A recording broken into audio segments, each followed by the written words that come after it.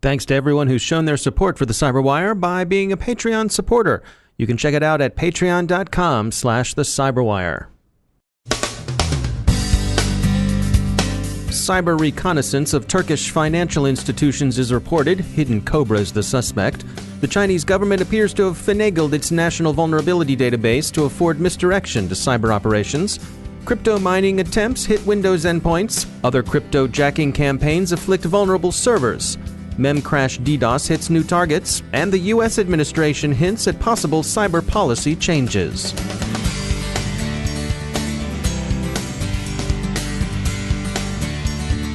Now a moment to tell you about our sponsor, Observit. It's 2018. Traditional data loss prevention tools aren't cutting it anymore. They're too difficult to deploy, too time-consuming to maintain, and too heavy on the endpoint.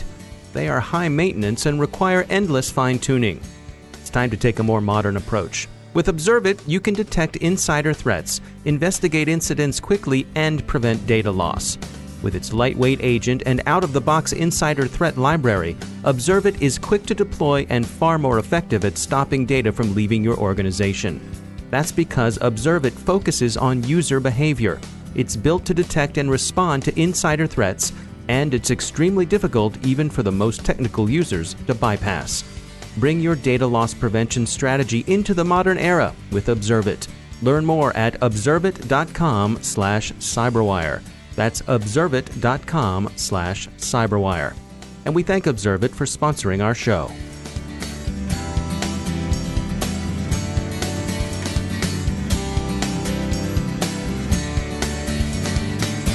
Major funding for the Cyberwire podcast is provided by Cylance. I'm Dave Bittner with your Cyberwire summary for Friday, March 9th, 2018. There appears to be a reconnaissance campaign underway, conducted by North Korea in what appears to be preparation for state-directed looting. According to McAfee, North Korean threat actor Hidden Cobra is prospecting Turkish financial institutions. The campaign appears to be reconnaissance for some larger future operation yet to develop. It's likely the Turkish financial sector is a set of targets of opportunity in the DPRK's ongoing efforts to redress the pressure international sanctions have imposed on its country. It's worth recalling, however, that not everything that looks like the DPRK hack is. Something that's pretty clearly not Pyongyang's work is the series of attacks surrounding last month's Winter Olympics. Signs pointing toward North Korea in those attacks are now generally regarded as false flags, probably hoisted by Russian state operators. Recorded Future has a report on China's National Vulnerability Database, the CNNVD. Dating in that database seems to have been altered in ways designed to obscure Chinese government hacking. We'll have a conversation with one of their lead researchers later in this podcast. At midweek, Microsoft succeeded in stopping a large-scale cryptojacking infestation that attempted to infect some 400,000 users over the space of a few hours. The mining software was carried as the payload of the Doughfoil or smoke loader Trojan. The mining application supports NiceHash and so can work with a variety of cryptocurrencies. Other crypto mining attacks are afflicting a variety of servers. The SANS Institute particularly notes attempts on vulnerable Apache Solar, Redis, and Windows servers. Memcrash distributed denial of service attacks have spread across a variety of targets.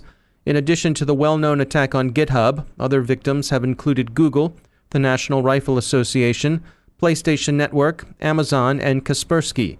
These are only some of the more high-profile victims. There have been others. Recall that Carrero reported earlier this week that it had found a kill switch for this exploit. May it soon be put to good use. A debugging app appears to have been left on OnePlus phones, leaving them open to attackers who could abuse the app to obtain root access. In patching news, Adobe has issued more than 50 fixes for Flash Player, Acrobat, and Reader. In the U.S., White House officials note that cybersecurity reports required of federal agencies under Executive Order 13800 are for the most part in, and that the public can expect to see policy changes as a result. Some administration officials are hinting at more extensive information sharing. Cynet ITSEF wrapped up yesterday. We'll have more extensive reports on the proceedings up on our website early in the coming week. We will offer a brief account of one point several speakers made yesterday.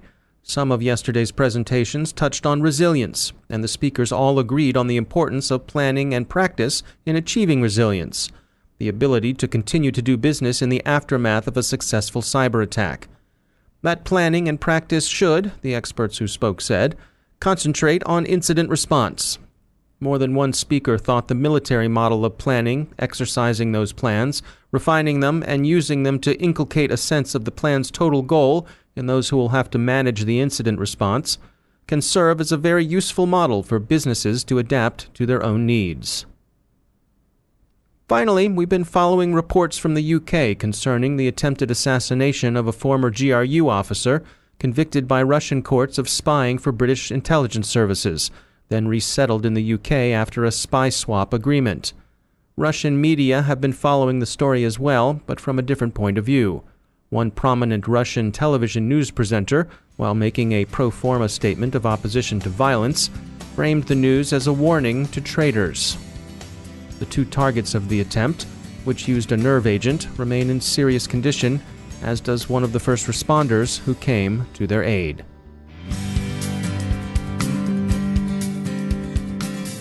Now a word about our sponsor, the Johns Hopkins University Information Security Institute, providing the technical foundations and knowledge needed to meet our nation's growing demand for highly skilled professionals in the fields of information security, assurance, and privacy. We value their expertise and insights as one of the CyberWire's academic partners, and of course, they're one of the world's great research universities. The Institute is also an NSA and DHS designated Center of Academic Excellence in Information Assurance in Cyber Defense and Research. Visit isi.jhu.edu to learn more, and there are scholarships available. That's isi.jhu.edu. And we thank the Johns Hopkins University Information Security Institute for sponsoring our show.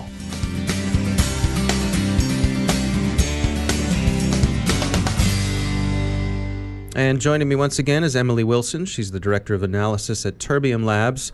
Emily, you were at a conference recently in New York, and you came back having heard from multiple people about when it comes to hiring folks in our business in cybersecurity, this notion that we can't spend our way to security. Fill us in here. What did you hear?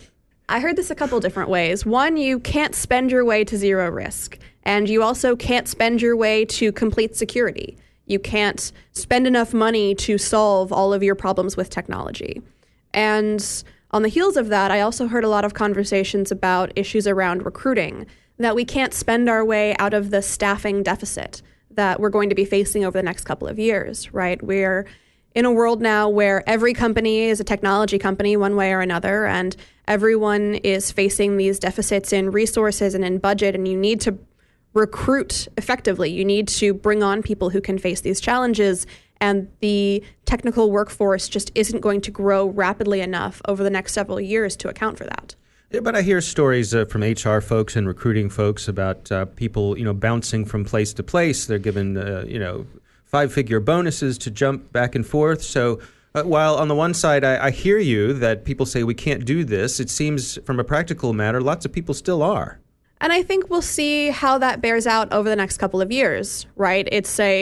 I think one of the things that we're seeing a lot of is a desire to build solutions that are smart enough that you can, staff with the resources that you have, right? Mm-hmm. We hear a lot about that. But I think one of the other things here is not just drawing on people who are coming out of computer science backgrounds. A lot of these considerations in recruiting, and this is something else that I heard people talking about this past week, is the kind of diversity of thought in the workforce. So not just looking at having people in computer science being drawn into tech, but people from a variety of different backgrounds, whether you're talking about, liberal arts or other parts of STEM, being able to bring those people in and kind of draw them in some of these more technical fields. We need that, right? That's something that we have where I work, which is really helpful. You have people solving problems from a variety of different backgrounds.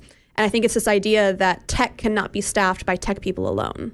And do you think that's actually happening? Do you think it's being paid more than just lip service? I think it's hard to tell right now. I don't think it's as widespread as it could be, because it strikes me as the kind of thing that when I see it happening, I notice because it stands out. And so I think some companies are doing a good job of this. I think this is something that's being discussed in a lot of communities, and I think it's a little too early to know yet if we're drawing enough people in. Yeah, it strikes me as something that I can understand a company being hesitant to do that because they could perceive the risk as being high. But then if you see the true benefits of having that diversity of thought, that it is a better way to solve problems, then I suspect you'd be all in with it. Right, and I think there's a way to be reasonable about this, right? You obviously need to have someone who is qualified for the job that they are taking on. I'm not suggesting that you hire, someone to be a software engineer who doesn't know how to code. Right. But I think when you're looking at backgrounds, I think looking at skill sets as much as you look at familiarity with an industry, industries can be learned. Skills can be learned too, but not all of us in cybersecurity come from computer science backgrounds. A lot of us come from a lot of other fields, a lot of other experiences. I think being open to that and hiring is going to be a good move for a lot of companies. Emily Wilson, thanks for joining us. Now I'd like to share some words about our sponsor, Cylance.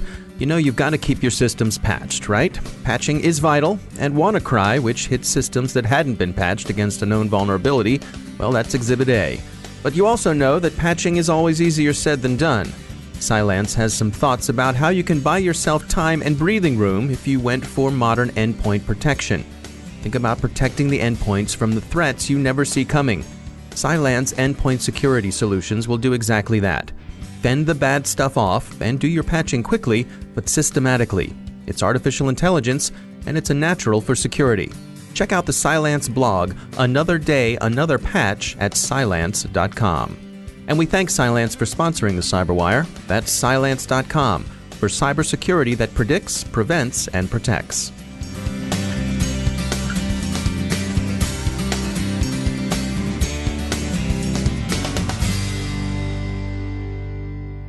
My guest today is Priscilla Moriuchi. She's the Director of Strategic Threat Development at Recorded Future and co-author of their newly published research, Chinese Government Alters Threat Database Records. It takes a closer look at the CNNVD, the Chinese National Vulnerability Database, and discovers Chinese government manipulation of data, which could have an effect on security researchers. We wanted to see which one was faster, which one was more comprehensive, if there was any way, mainly for our customers, right, to get the most comprehensive view of which vulnerabilities, could be covered and how fast we could do it. So, we profiled the two databases and we found, for example, that China's vulnerability database, or CNNVD, they're generally faster than the US NVD when it comes to publicizing and publishing vulnerabilities. It takes them on average about 13 days, and it takes the US NVD on average 33 days. There are also almost 1,800 CVEs that were currently in CNNVD, but were not in US NVD. So we kind of started there. And then we went and we decided to dig a little further into CNNVD data. So we kind of hypothesized that because CNNVD is so fast on average and USNVD is slower, that if we look at a group of CVE where China is very slow, but the US is very fast, right, that might give us insight into China's process. And there's a component to this as well, where the CNNVD is a component of the Ministry of State Security. Can you describe the background with that? Yeah, sure. So the Ministry of State Security, or the MSS, is roughly China's equivalent to the American CIA. So they have a foreign intelligence. They're like a foreign human intelligence organization, but they also do half of their mandate is domestic intelligence, right? Keeping an eye on their citizens and making sure that the party, Communist Party, can stay in power, right? So the MSS, there hasn't been a lot sort of known on how the MSS works, within China and within sort of China's broad information security system. So when we were doing the research, this particular research, we were able to discover that the MSS actually runs China's National Vulnerability Database, which is sort of the equivalent to in the US, the CIA running USNVD, which is not the case. Right. In the United States, Department of Homeland Security and the National Institute for Standards runs the USNVD.